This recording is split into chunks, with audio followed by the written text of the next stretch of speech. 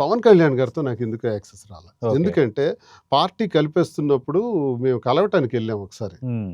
Sir party merge చేసేస్తామంటున్నారు కాంగ్రెస్‌లో. Aliens పెట్టుకుందాం, merging ఎందుకు?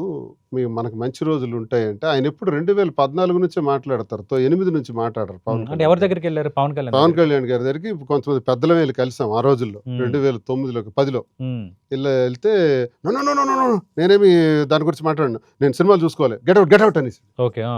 నాకు బాగా పట్టేసిందండి బ్రెయిన్‌కి అది. హ్మ్.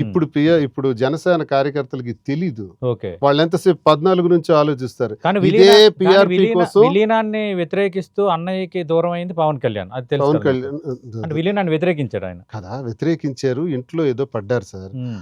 చిరంజీవి గారు పార్టీకొచ్చినంత పెద్ద క్యాడర్ హ్మ్. ఏ పార్టీకి కూడా రాలా. హ్మ్. ఐఏఎస్‌లు, ఐపీఎస్‌లు కూడా రిజైన్ చేసేసి మరి కూడా వచ్చేస్తున్నారు ఆ పార్టీకి. హ్మ్. మేధావులు కూడా చాలా మంది పార్టీలో అందరూ కేర్ ఆఫ్ ఫుట్‌పాత్ అయిపోయారు సార్. హ్మ్. కేర్ ఆఫ్ ఫుట్‌పాత్ అయినప్పుడు మీరు ఆలోచించాలి కదా! ఓకే. ఏదో ఒక మంచి మాట. హ్మ్. మనం మరి చేయలేకపోతున్నాం. కాఫీ తాగండి.